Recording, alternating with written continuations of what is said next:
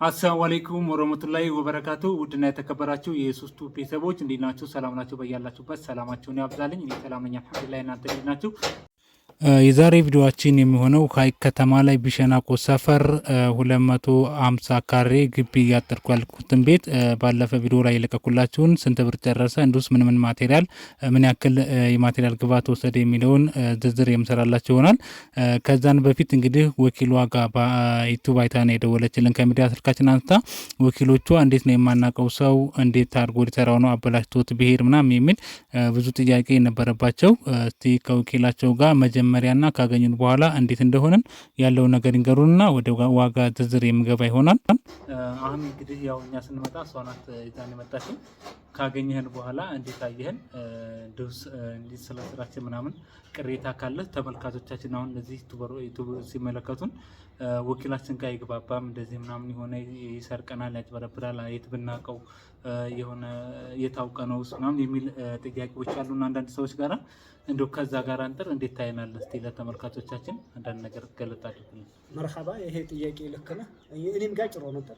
ምን ሰው ብቻ ሀቂቃውን ስነግር እንዴት በዩቲዩብ አድርገው እንደዚህ አይነት አማና ይህን ያህል ስራ ይሰጠዋል ምናምን የሚል ሁሉ አድርጌ ነበር። ከዛ ግን ያው ወደ እውነታው ልጅቱ ገፋችበት። በጣም ጠንካራ ስለሆነች ጎበዝ ናት። ወይ ማሻአላ ጨክና ገባችበት። በቃ እንግዲህ ካለች እሷን ለመንቀፍ ገባንበት። ማሻአላ ያው ግን የተባለው መጀመሪያ ስራው አይዳው ዙሪያውን በግንብ በውሃ ልክ ተነስቶ ከላይ በብረት ይሁንና በቆርቆሮ አጥር ነበር። አይዳህንና ምናምን ስንሰማ በጣም ተሳብነና ያው እንግዲህ ይሄንን የሚያምር ግቢ ይሄንን ነገር ፈጥረናል ማለት ነው። አልሐምዱሊላህ ሁልጊዜም ከወጪ ድነናል ብዬ ነው የማስበው። ለምሳሌ ታች ያለን እኛ ሌላ ግቢ ሁልጊዜ እናፈርሳለን፣ በየአመቱ እናድሳለን እና ማሻአላ በጣም አድናቂያችሁ ነኝ። አማናችሁን ጠባቂ ናችሁ። ማቴሪያል አጠቃቀማችሁን እንደዚሁ ከሁሉም እኔ ብዙ ተሰርቷል እዚህ እኛ ሰርተናል። ሀሳብ የሰው ልጅ ሀሳቡ ሲነቀፍ እንጃ ምን ያህል እንደሚጎዳ ሀሳብ ተቀበላላችሁ። ማሻአላ አሁን ከገባህ በኋላ ብዙ አይነት ስራ ነው እንደገና የቀየርነው የጨመርነው ምናምን ያን ነገር ትቀበላላችሁ። አላህ ይጨምርላችሁ። በርቱ። እንደዛ ነው። እናመሰግናለን። በርቱ፣ በዚሁ ቀጥሉበት እና ቴንኪው። እናመሰግናለን። እንግዲህ ከዚህ ንግግር የምንረዳው እንዲሁም ደግሞ ከዚህ የምንረዳው ምንድን ነው? ብዙዎቻችሁ ስልካችን አንስታችሁ ቤተሰብ ጋር ስትሰጡ የታውቀ ነው አበላሽቶ ብሄድ እንዲሁስ ደግሞ የማናውቀው ሰው የስራ ሊበላህ ነው ምናምን የሚል ጥያቄዎች ይኖራሉ ከወኪሎች ጋራ። እኛ ይሄንን ተረድተን ከወኪሎች ጋር ዝቅ ብለን ስራችንን እነሱን በሚገባቸው ሁኔታ አስረድተን እናንተ እንዳትወቀሱ እናንተ ያመጣችሁት ነው አበላሽቶ ሄደው ምናምን እንዳትባሉ በጣም ተጠንቀን እንደምንሰራ ማሳያ ነው። ያ ማለት ምንድን ነው እንግዲህ እናንተ በተቃራኒው እንወቀሳለን ብላችሁ ፈርታችሁ ወይም ደግሞ እንደዚህ ነው እንባላለን ምናምን የፈራችሁትን በተቃራኒ በጣም ጥሩ ልጅ ነው ጥሩ ስራ ነው የተሰራልን እንዲሉ እናደርጋለን ማለት ነው። አሁን በቀጥታ ወደ ዋጋ ዝርዝርና ወደ ብሩ የምገባ ይሆናል። ተከታተሉ። 250 ካሬውን ወደ ሜትር ስንቀይረው 65 ሜትር ነው የሚሆነው። ድንጋይ እንግዲህ በትልቁ ባለ 10 ጎማ አንድ ተኩል ወስድብናል። ድንጋይ 40 ሺህ ብር ነው። የሚጥቆሎ ድንጋይ ነው የተጠቀምነው። አንድ ቢያጆና ግማሽ ማለት ነው። ቢያጆ 40 ሺህ ነው፣ ግማሹ ደግሞ 20 ሺህ ብር በአጠቃላይ 60 ሺህ ብር ይሆናል ማለት ነው። አሸዋ ደግሞ እንደዛው አንድ ተኩል እንገዛለን። አሸዋ 40 ሺህ ብር ነው። የመርሳ አሸዋ ነው። 40 ሲባዛ በአንድ ተኩል እንደዚሁ 60 ሺህ ብር ይሆናል ማለት ነው። አሸዋውም ሲሚንቶ 30 ኩንታል የተጠቀምነው 30 ኩንታል ሲባዛ በ1300 ብር 39 ሺህ ብር ሲሚንቶ እንገዛለን ማለት ነው። ብሎኬት 1500 ብሎኬት እንጠቀማለን ለዚህ ለዙሪያው ማለት ነው። 1500ን በ85 ብር ስናባዛ 127500 ብር ብሎኬት እንገዛለን። ይህንን እንደ አካባቢያችሁ እየጠየቃችሁ ማባዛት ትችላላችሁ። ድንጋይ፣ አሸዋ፣ ሲሚንቶ ብሎኬት አድርገን ለመግዛት ምን ያክል ብር ይወስድብናል መሰላችሁ? 286500 ብር ይወስድብናል ማለት ነው። ወደ ብረት ስንገባ የምንጠቀማቸው ብረቶች ባለ 8፣ ባለ 10፣ ባለ 12 እና እስታፋ ባለ 6 ነው የምንጠቀመው። የነዚህንም ብዛት ምነግራችሁ ይሆናል። ባለ 8 24 ቤርጋ እንጠቀማለን። 24 ሲባዛ በ950 22800 ብር እንገዛለን ባለ 8ቱን ብረት ማለት ነው። ባለ 10 ቤርጋ እንገዛለን። 10 ሲባዛ በ1300 13000 ብር እንገዛለን ማለት ነው። ከዛ ሲቀጥል ደግሞ ባለ 12 ሁለት እንገዛለን የበር ኮለን ማለት ነው። በር ላይ ለትልቅ በር ኮለን የሚሆን በሁለት ቤርጋ እንጠቀማለን። እሱ 1700 ብር ነው። 1700 ሲባዛ በሁለት 3400 ብር እንገዛለን ማለት ነው። እስታፋ 50 ኪሎ እንገዛለን። 50 ሲባዛ በ200 ኪሎ 200 ብር ነው። 10000 ብር እንገዛለን እስታፋ ማለት ነው። ከዛ ሽቦ ነው። እቺ ጥቁሯ ሽቦ የቃጭኗን ማለት ነው። እሷን 4 ኪሎ እንገዛለን። 4 ሲባዛ በ3 1200 ብር እንገዛለን ማለት ነው።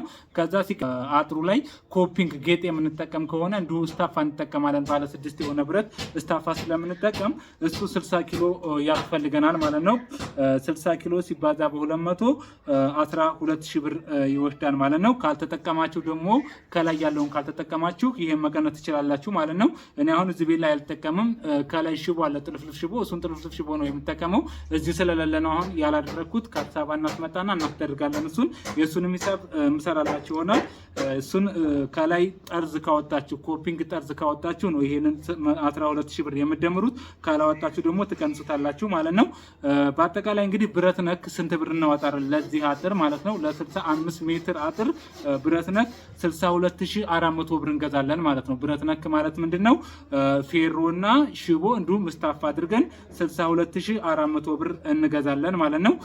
ሌላ ለድንጋይ፣ ለአሸዋ፣ ለሲሚንቶ፣ ለብሎኬት ደግሞ 286500 ብር አውጥተና 286500 እና የብረት ደግሞ 62400 ብር ስንደምረው በአጠቃላይ 348900 ብር ወጪ እናደርጋለን ማለት ነው ለቃ በአጠቃላይ። ከዛ ሲቀጥል ምንድነው ያለብን? ትራንስፖርት አለብን ማለት ነው። ትራንስፖርት ምንድነው? የወጋደር ማውረጃ፣ የሲሚንቶ፣ የብሎኬት እንዲሁም ደግሞ ከቦታው ላይ ከህንፃ መሳሪያ ገዝተን ወደ ቤት የምናደርስበት ማለት ነው። በአማካይ ከከተማ አይወጣም ብዬ በ15000 ብር ይዤላችኋለሁ። የወዛደር ማውረጃና የመኪና መጫኛው ማለት ነው። 15000 ስንደምርበት 363900 ብር ያስፈልገናል ማለት ነው። በአጠቃላይ ለቃ ማለት ነው 15000 ብር የትራንስፖርት ስንጨምር።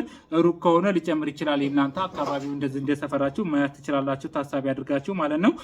ሌላ ሲቀጥል የሙያተኛ ነው ያለብን። ሙያተኛ እንግዲህ ይሄንን ሙሉ 65 ሜትሩን ዙሪያውን በብሎኬ ገንብቶ ከመጀመሪያ ድንጋይ ያስራል። ከዛ አርማታ ፌሮ ያጥፋል። ከዛም በኋላ ይሞላ ምናምን ብሎኬቱ ይደረደራል፣ ይለስናል ምናምን ሁሉ ነገር ጥቅቅ አድርጎ ሰርቶ ከላይ ማብሪያት እንደዚህ ጌጦች የምናደርጋቸው አሉ። ያን ምናምን አድርገን የሙያተኛ 162000 ብር ነው የእጅ ማለት ነው። የእጅ ይሄንን የምንሰራው እዚህ ላይ እንግዲህ ታሳቢ ማድረግ ያለባችሁ እቃቸውም ለምሳሌ እቃ ግዢ ማለት ነው የአንዱ ቦታና አንዱ ቦታ ትክክል ስለማይሆን የእቃውን ብዛት እየያዛችሁ እቃውን ማባዛት ትችላላችሁ።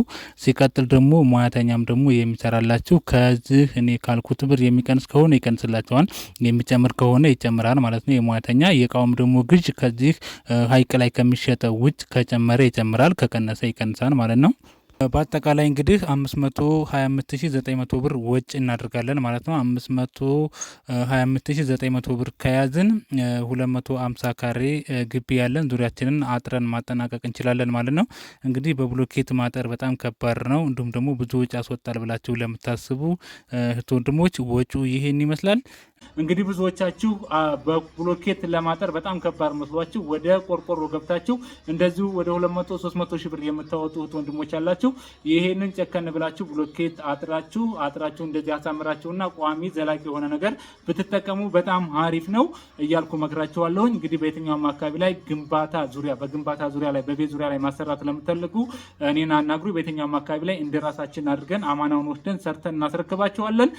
ከቪዲዮ ብዙ ነገር ትማራላችሁ ብዬ ተስፋ አድርጋለሁኝ። ቪዲዮውን እንዳያችሁት ለሌሎች ሼር ማድረጋችሁን አትርሱ። ቻናሉን ሰብስክራይብ እያደረጋችሁ አሳድጉልን። እስከ ቪዲዮ መጨረሻ አብራችሁን ስለነበራችሁ ከልብ አመሰግናለሁ። ወሰላሙ አለይኩም ወረህመቱላሂ ወበረካቱ።